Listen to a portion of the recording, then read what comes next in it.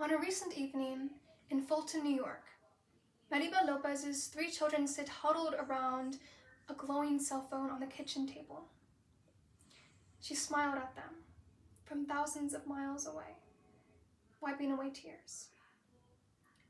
November 2025, New York Times, Miriam Jordan. Ms. Lopez is just one of the plethora of people who have experienced the effects of mass deportation, which is at the centerpiece of the Trump administration's agenda. Since then, people have questioned the ramifications of this effort. And in today's speech, I'll cover the 3 major impacts.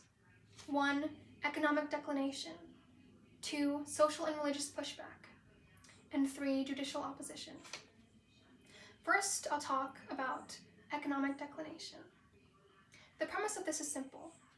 The less people you have to work in the workforce, the smaller your economy becomes, according to CNN Matt Egan 2025.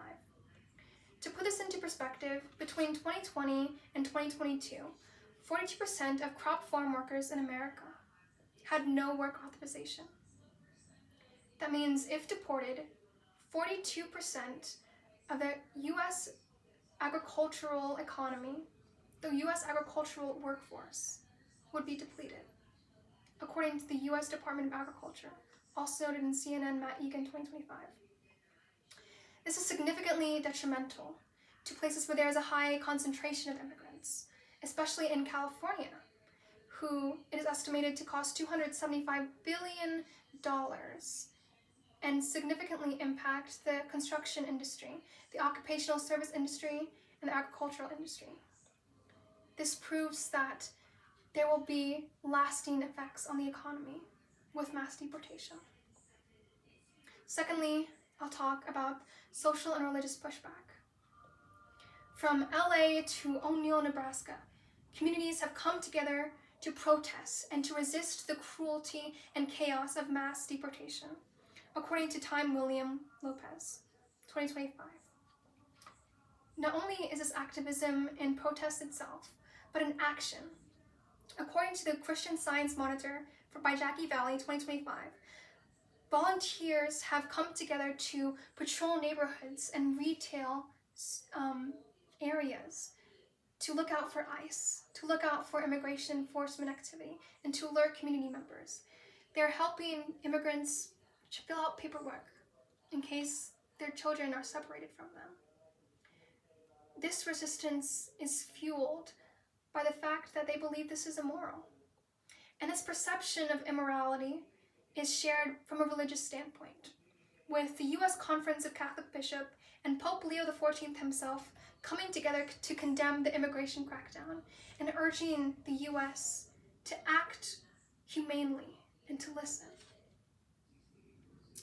This resistance is, again, fueled by the injustice perceived that is synonymous with mass deportation, and thus fueling this pushback. And lastly, I'll talk about judicial opposition. Let's go back to Ms. Lopez. She was a Guatemalan mother who left behind her 2-year-old son and 2 other children. And to quote the New York Times, it shouldn't have happened. She was supposed to be protected from deportation due to a pending asylum case on appeal. But due to a new policy shift by the Trump administration that enabled quick deportations, she wasn't able to be protected from this. However, this has led to hundreds of judges in hundreds of cases assailing the administration, saying it deprives people the opportunity to seek release from an immigration court, and it violates the law and the right to due process. Additionally, this unprecedented interpretation of the law suggests that millions of people could be subjected to detention, despite them living in the country for decades and without incident.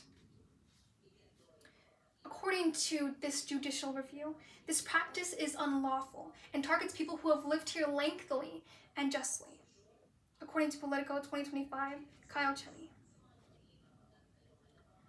From these 3 points, it is clear that there will be significant consequences to mass deportation, economic declination, social and religious pushback, and judicial opposition are the cost we pay for the incitement of this agenda. As I leave with these impacts, I will leave with this quote as well. Remember that you and I especially are descended from immigrants and revolutionists. Thank you.